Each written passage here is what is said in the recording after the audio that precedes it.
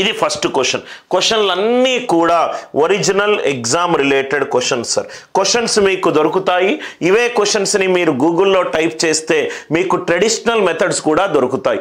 Traditional methods right, నేను ఎప్పుడూ class చెప్పేటప్పుడు ఈ క్వశ్చన్ని నేనైతే ఎలా సాల్వ్ చేస్తాను అనేదే నేను క్లాస్ చెప్పే ఒక థిమాటిక్ బేస్డ్ లెర్నింగ్. క్వశ్చన్ ఏంటి?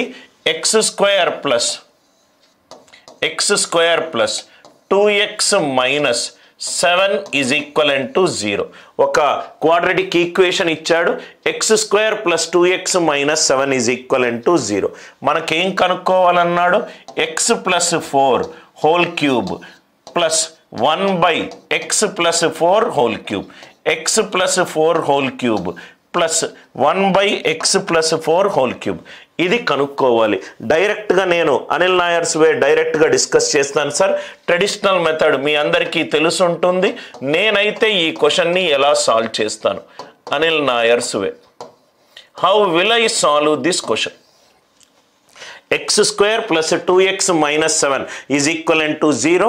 x plus 4 whole cube plus 1/x plus 4 whole cube. ఎవరైతే SSC CGL or CHSL prepare అవుతున్నారో ఈ మోడల్ మోస్ట్ ఇంపార్టెంట్ మోడల్ మీ అందరికీ తెలుసు.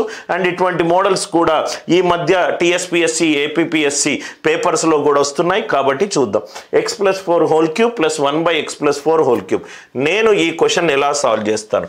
ఇప్పుడు ఈ x plus 4ని నేను k అనుకున్నాను అనుకోండి. ఇది ఏ ఫార్ములో ఉంది? k/1/k³ ఫార్ములో ఉంది. k³ plus 1/k³. x plus 4ని k అనుకుంటే ఇది 1/k అవుతుంది. k³ plus 1/k³. ఒకసారి ఇక్కడ చూడండి sir. k plus 1/k whole cube, k plus 1/k whole cube ఏమవుతుంది?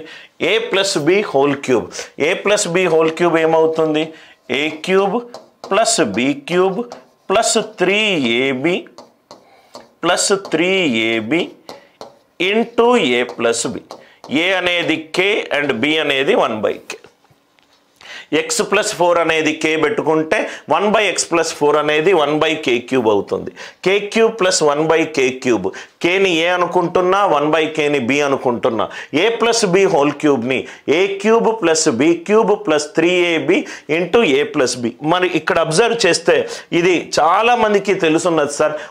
జస్ట్ ఒక సెకండ్ ఆలోచిస్తే చాలు. మనకు ఇదే కదా క్వశ్చన్లో కావాల్సింది.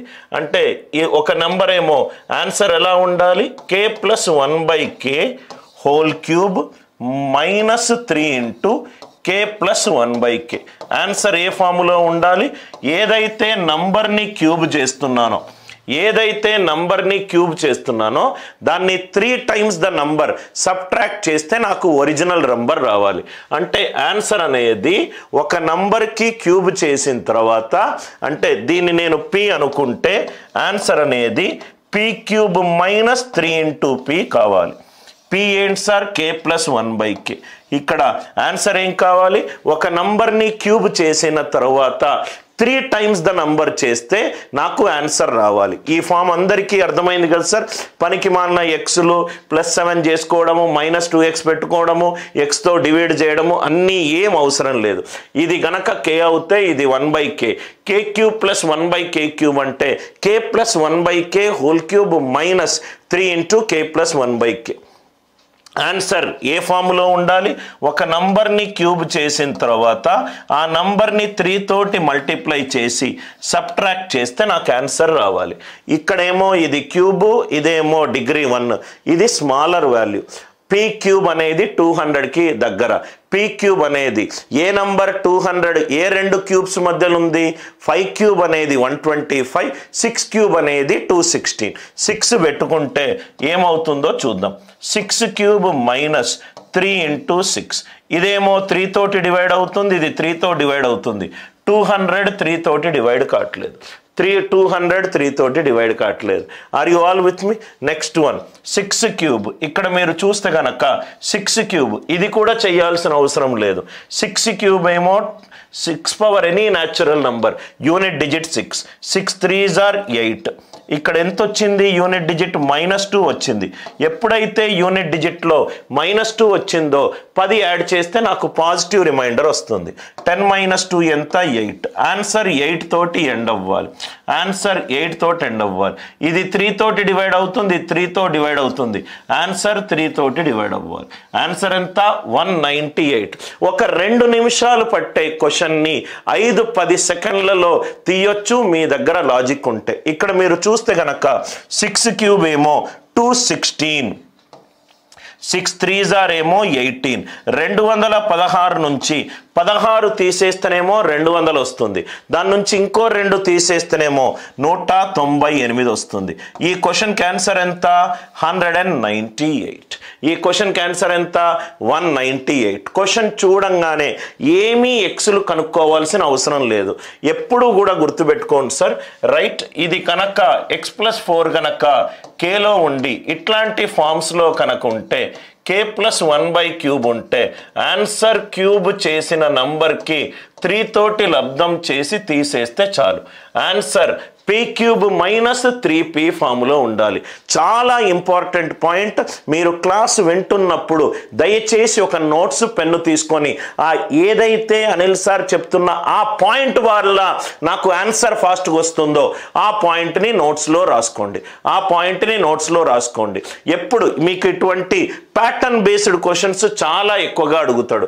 ఇది కనుక k అవుతే ఇది 1/k అవుతుంది. k³ + 1/క్యూబ్. ఒక నంబర్ని క్యూబ్ చేసి దాన్ని విలోమాన్ని క్యూబ్ చేస్తే ఆన్సర్ ఎప్పుడు ఏ ఫామ్లో ఉంటుంది? p³ - 3p. సార్ ఇక్కడ మీరు p6 ఎందుకు వేసుకున్నారు సార్? ఇదేమో లీనియర్ ఫంక్షన్, ఇదేమో cube function. Cube function value ఎప్పుడూ కూడా లీనియర్ కంటే ఎక్కువ కదా సార్. 3³ 27, 3 3s 9, 4³ 64, 3 4s 12, 5³ 125, 3 5s 15. ఈ వాల్యూ దీనికంటే పెద్దది. సో అప్రాక్సిమేట్ వేసుకున్నాను.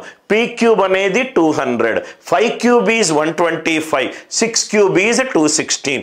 అంటే 7³ వేసుకునే ఛాన్స్ లేదు. ఎందుకంటే 7³ 343 -21 అరౌండ్ 300. నాకు ఆన్సర్లన్నీ అరౌండ్ 200 ఉన్నది. అంటే p6 పెట్టుకున్నాను. 6³ - 3 × 6. ఇది 3 తోటి డివైడ్ అవుతుంది, ఇది 3 తోటి డివైడ్ అవుతుంది. ఆన్సర్ 3 తోటి డివైడ్ అవ్వాలి. ఫస్ట్ ఆప్షన్ ఎగిరిపోయింది, డి ఆప్షన్ ఎగిరిపోయింది. Unit digit 6 power any natural number, 6 power any natural number, unit digit 6 వస్తుంది. 6 3 18, 8 వస్తుంది. 6 - 8 -2. ఎప్పుడైతే మనకు యూనిట్ డిజిట్ నెగటివ్ వచ్చిందో, యూనిట్ డిజిట్ కనుక నెగటివ్ అంకె వస్తే 10 యాడ్ చేయండి, పాజిటివ్గా మారుతుంది. లాస్ట్ 2 డిజిట్స్ కనుక్కునేటప్పుడు నెగటివ్ వస్తే 100 యాడ్ చేయండి, పాజిటివ్గా మారుతుంది. యూనిట్ డిజిట్ అనేది 10 తోటి భాగించిన తర్వాత శేషము. లాస్ట్ 2 డిజిట్స్ అనేది 100 తోటి భాగించిన తర్వాత శేషము. ఇటువంటి క్వశ్చన్స్ ఏమొచ్చినా ఎక్స్ వాల్యూ కనుక్కోకూడదు, ఎక్స్ వాల్యూ కనుక్కోకూడదు, అటు ఇటు చేసి ఎక్స్తో డివైడ్ చేసి ఒక నంబర్ని క్యూబ్ చేసి దాని విలోమాన్ని క్యూబ్ చేసి కూడితే ఆన్సర్ ఎప్పుడూ కూడా ఏ ఫామ్లో ఉంటుంది? p³ - 3p ఫామ్లో ఉంటుంది. రైట్. క్వశ్చన్లు అన్ని క్వశ్చన్లు కూడా ఒరిజినల్ ఎగ్జామ్ క్వశ్చన్లు. మీరు ఏ ఎగ్జామ్కి ప్రిపేర్ అయినా కానీ ఈ క్వశ్చన్ని మీరు చూసుంటారు, కానీ ఈ పద్ధతిని మీరు చూసుండరు. First question, I hope the idea it is clear.